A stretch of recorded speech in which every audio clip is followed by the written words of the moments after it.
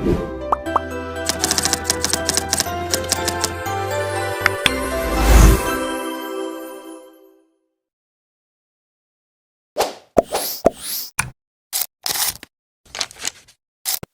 semuanya, pada podcast kali ini kami akan membahas tentang satu topik yang penting banget, yaitu peran keluarga bagi kesehatan mental anak. Nah, mungkin teman-teman semua sudah sering mendengar tentang orang-orang di luar sana mengobrol tentang kesehatan mental pada remaja ataupun pada orang dewasa. Tetapi mereka sering lupa bahwa kesehatan mental itu terbentuk dari kecil atau terbentuk dari lingkungan keluarga. Nah, rumah itu menjadi tempat pertama bagi anak belajar mengenal diri mereka dan juga belajar tentang emosi dan belajar tentang bagaimana mereka dalam menghadapi suatu masalah.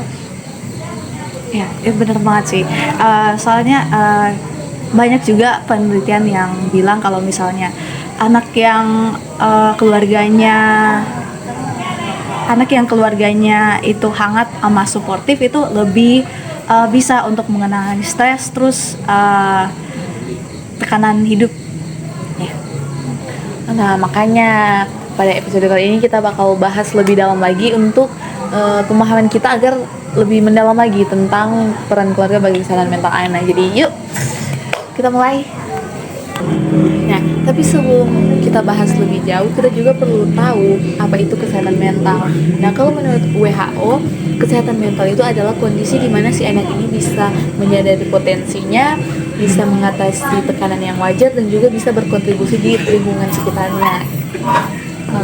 Kalau disederhanain ya teman-teman, kalau anak yang sehat mentalnya itu bukan berarti mereka selalu bahagia, tapi mereka itu mengenali emosi mereka dan tahu cara mengekspresikan emosi mereka ke hal yang positif. Dan juga kan hal-hal yang kayak begitu nggak mungkin muncul secara tiba-tiba.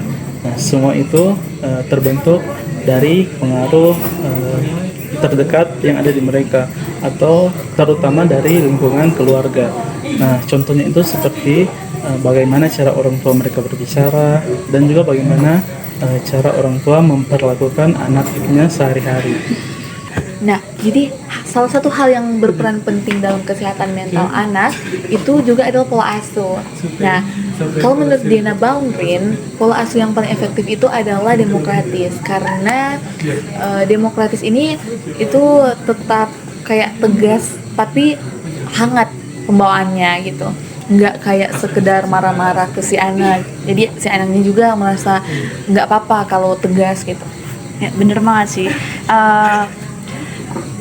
Orang tua yang terbilang demokratis itu kan nggak cuma nyuruh-nyuruh atau ngatur, tapi juga memberikan ruang buat diskusi ke anak. Anak juga, namun tetap ada batasannya. Anak juga dapat belajar untuk percaya diri, terus dapat mengontrol dirinya. Nah, selain pola asuh itu ada komunikasi. Nah, komunikasi ini sangat berpengaruh besar dalam keluarga membentuk mental anak. Nah, anak yang biasanya didengar tanpa dihakimi oleh orang tua itu biasanya dia pembawaannya dia lebih tenang. Ketika dia mengungkapkan perasaannya, dia tidak takut. Nah, kadang itu kita sebagai anak-anak tidak perlu dikasih solusi kalau kita itu mengungkapkan sesuatu kepada orang tua kita. Kita itu hanya butuh didengar. Betul banget itu, Ren. Dan satu hal lagi yang penting itu dukungan emosional dari keluarga itu sangat penting ya untuk anak. Hubungan yang hangat dan komunikasi itu dapat membantu itu anak menghadapi stres dan traumanya. Nah, lingkungan rumah juga itu nggak kalah penting. Kalau di rumah itu sering terjadi pertengkaran dan ada tekanan, akibatnya pada anak itu akan tumbuh rasa cemas dan juga dia mudah stres. Sebaliknya, ketika suasana rumah itu hangat, aman, dan juga terbuka, nah, anak itu akan merasa dirinya diterima dan juga aman buat dia berkembang. kalau peran-peran itu diabaikan, dampaknya bisa serius loh teman-teman. Anak itu bisa tumbuh dengan rasa cemas dan rendah diri dan sulit percaya sama orang lain. Ya bener banget sih. Si anak juga bisa mendapat simpulan kalau misalnya rumahnya itu nggak aman sama sekali. Dan pas gedenya juga pastinya anak itu orang itu bakalan trust isu, terus gak mudah lah untuk ngontrol dirinya. Nah, terus bagaimana sih keluarga itu menjaga kesehatan dari anak? Nah, ada beberapa cara, itu mungkin sederhana tapi sangat penting. Yang pertama itu ada keluarga memberikan kasih sayang kepada anak. Nah, itu bisa dari hal-hal kecil seperti pelukan, kata-kata penyemangat atau perhatian kecil. Nah, yang kedua itu ada keluarga itu meluangkan waktu bagi anak. Nah, dan menjauhkan diri dari gadget agar supaya keluarga itu menghabiskan waktu berkualitas dengan anak-anak. Yang ketiga itu keluarga itu memberikan simpati dan empati kepada anak. Nah, anak-anak itu nggak perlu kok dinasehati, tapi mereka juga butuh simpati dan empati. Dan juga satu hal yang perlu kita ingat, orang tua itu harus menjadi contoh dalam mengelola emosi. Anak itu belajar dari apa yang mereka lihat, bukan cuma dari apa yang mereka dengar. Nah, jadi kalau orang tua itu bisa tenang dalam menghadapi suatu masalah, anak pun akan mengikuti hal yang sama. Nah, tapi untuk mendukung anak secara emosional juga, si orang tua ini harus memperhatikan kesehatan mentalnya juga gitu. Jadi karena keluarga yang sehat mentalnya juga akan membesarkan anak dengan kesehatan mental yang bagus gitu. Nah, kalau aku itu tumbuh dari keluarga yang flat gitu. Jadi nggak yang kayak otoriter atau yang lembut banget juga enggak. Tapi kalau melihat aku yang sekarang itu kayak aku yang dulu, bukanlah yang sekarang. Aku itu tumbuh jadi anak yang terbuka banget sama orang tua. Semuanya aku ceritain, semua hal, mau bahagia, sedih atau marah, aku bilang gitu. Nggak dipendam gitu. Jadi dari emosionalku sih bagus. Nah, tapi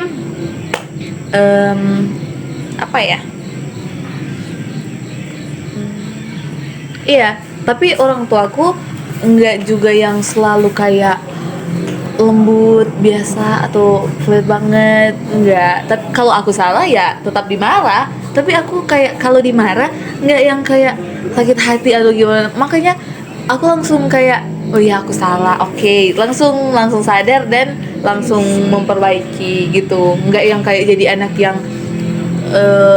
susah dinasehati gitu. Kalau dari kalian gimana? Nah, kalau dari aku sendiri itu gimana ya? Aku itu tumbuh dari orang tua yang gimana ya? Ayahku itu otoriter, sedangkan ibu aku itu biasa-biasa aja. Jadi kayak gimana ya? Misalnya ayah aku itu larang, kamu nggak usah keluar malam. Nah, pasti ibu aku juga bilang seperti itu atau ikut-ikutan dong. Yang penting apa yang ayah aku bilang, ibu aku ikutin. Nah, seperti itu. Jadi aku itu bagaimana ya? Agak sulit terbuka atau lebih istilahnya dari kalau aku lihat dari perspektif aku itu, kalau ayah aku itu stretch. Jadi kalau misalnya aku keluar lebih, ini ya pengalaman aku dari misalnya keluar rumah terus udah jam 7 atau udah malam, pasti udah diteleponin lah, tanya atau disuruh pulang begitu. Nah, jadi itu aku kalau mau kemana-mana itu agak ragu kalau mau bilang ke ayah karena pasti kan ayah aku itu misalnya aku lagi ada di sini, pasti nanti akan ditelepon atau di chat, pulang. Nah begitu. Jadi itu membuat aku itu kayak enggak terbuka sama orang tua aku. Tapi kalau ke ibu aku itu lumayan lah. Tapi kalau ke ayahku itu enggak seperti itu. Ada yang lain? Nah, kalau saya sih mungkin kebalikannya dari dia ya. Mungkin karena saya anak laki-laki, jadi ibu saya yang bukan otoriter tapi apa ya bilangnya, lumayan protektif lah. Jadi kalau misalnya keluar terlalu lama, jadi sudah dapat telepon gitu, suruh pulang. Kalau ayah saya sih mungkin karena anak laki-laki ya, jadi dia Sabiar. ya Santai aja. santai gitu. Tapi aku agak maklumin sih, karena secara dari keluarga aku itu anak dari orang tua itu dua-duanya perempuan. Jadi kan ayah itu kayak protektif lah. Tapi menurut aku itu udah kayak aduh, nggak bisa ngapa-ngapain, tak terbatas. Nah semenjak ada kuliah ini lumayan lah, jadi agak sedikit bebas namun masih dipantau seperti itu. Kalau aku bilang tadi orang tua gue yang kayak flat gitu. Beda dengan kakakku ini cowok, dia yang kayak suka nambahin urusan gitu. Jadi kalau misalnya aku lagi di luar, mamaku nggak berniat untuk nelpon suruh pulang atau gimana, tapi kakakku yang kayak suruh adik pulang gitu. Jadi cobaanku dari kakakku Jadi protektif. ya. Kalau dari pengalamanku sih mirip-mirip, sama-sama juga ya, mirip lah sama teman-teman. Ayahku itu tegas, kalau ibuku itu kayak santai, lemah lembut lah. Jadi ibu itu jadi pendengar lah di keluarga. Kalau ayah marah-marah atau banyak nasihat-nasihat lah, itu ibuku itu jadi pendengar lah di keluarga. Kalau Feli sendiri, Pengalaman sesuai dengan apa yang saya rasa sekarang, menurut kita sendiri, orang tua saya itu bisa dibilang otoriter. Jadi contohnya gini,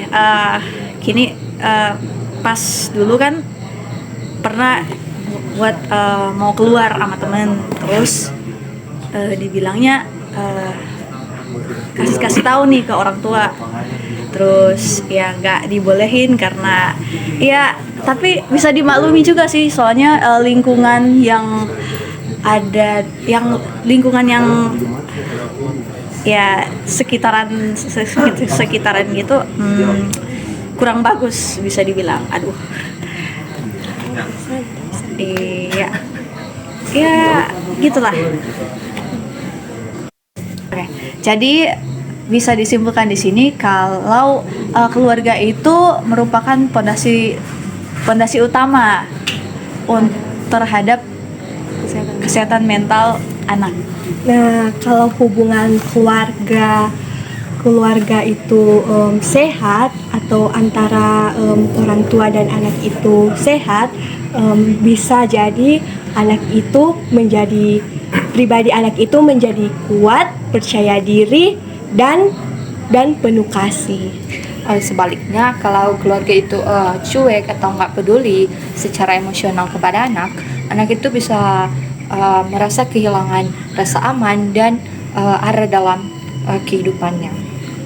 Makanya yuk kita mulai dari hal-hal kecil, seperti saling mendengarkan, saling peduli satu sama lain, dan mari sama-sama kita menciptakan rumah itu menjadi tempat yang paling aman dan nyaman buat kita pulang. Oke, sekian episode kita pada hari ini. Terima kasih sudah menonton, dan jangan lupa untuk memperhatikan kesehatan mentalmu dan juga lingkungan sekitarmu. Bye. Dan minta maaf kalau ada kesalahan kata atau sikap. Terima kasih. Bye.